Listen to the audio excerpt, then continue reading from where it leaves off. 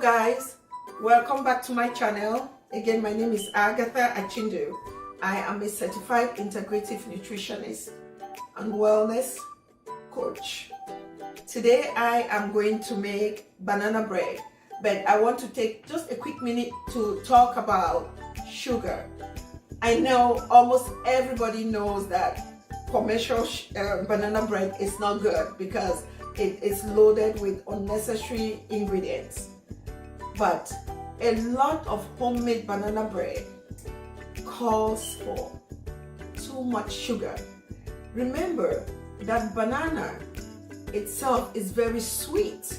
So when you're making banana bread at home, sugar that you add is just a little bit to add to it. Not 1 cup, 2 cups. I've seen some banana bread recipes for 2 cups of flour. That 2 cups of flour that calls for about 2 cups of sugar. It's a lot. So this banana bread, I would say I'm making it for you guys trying to transition to taper down your sugar taste. So I am going to use just 3 tablespoons of sugar, and then I would also use 3 to 4 whole dates. If I'm making this just for me, I would use the dates. I wouldn't even add the 3 tablespoons of sugar. So you can take that off. And I am starting this with 4 ripe bananas, like really ripe. You mash it any which way that you do at home. I like using my potato ricer to mash my banana. It makes it super easy, right? So I have in my bowl 4 very ripe banana. I kept one so you guys can see how ripe this is, because the riper it is, the sweeter the banana is. And to that I am adding 1/3 of a cup of melted butter. Very simple. This is a super simple recipe to make. And I mix. Then I add 3 tablespoons of raw cane sugar. You can use coconut sugar, you can use date sugar, whichever you want. And 1/8 of a teaspoon of salt. Just a little pinch of salt to help just pull everything together. 1 teaspoon of baking soda I'm adding in. 1 teaspoon of vanilla.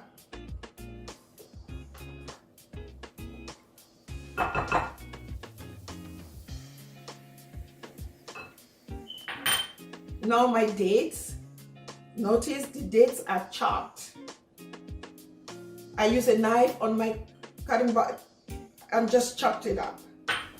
Nothing special to it.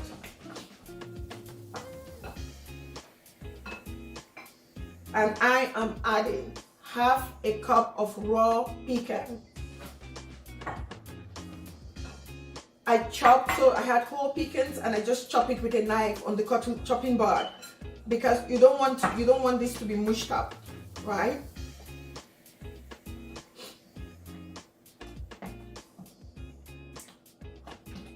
And another important thing, I am using 100% whole wheat flour to make this. But I want to mix this properly before I add the flour, because when I put my flour in, I would gently fold it in, and I'm using 1.5 cups, 1.5 cup of flour, whole wheat flour. So to make this as nutritious.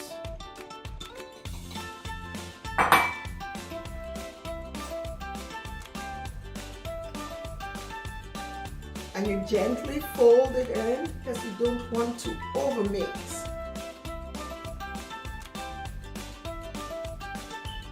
So please know, if you have one of your favorite recipes that calls for a lot of sugar, know that you can really reduce the amount of sugar in it.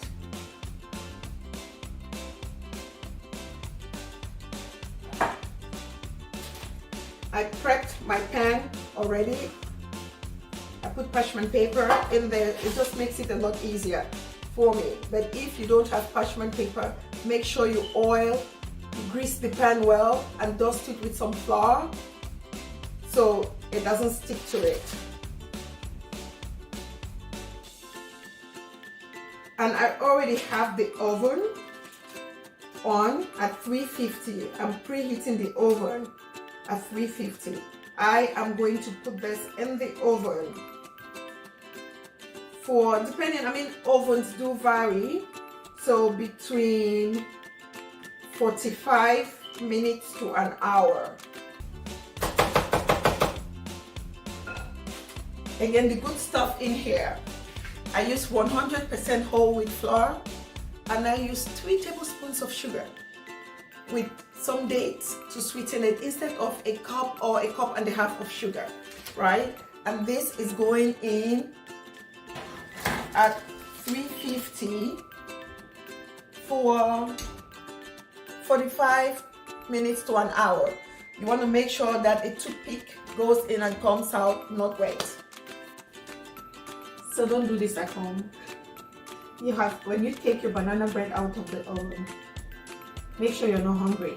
So you allow it to rest and cool down for at least 10 minutes before you try to cut it. But we just couldn't wait. Remember that this bread, I added just 3 tablespoons of sugar because banana is so sweet. And of course, you don't even have to put the sugar, but it is so super moist. It's very hot, but this tastes so good. You really don't need to put a cup, 2 cups of sugar when you're making something like banana bread that's already so sweet.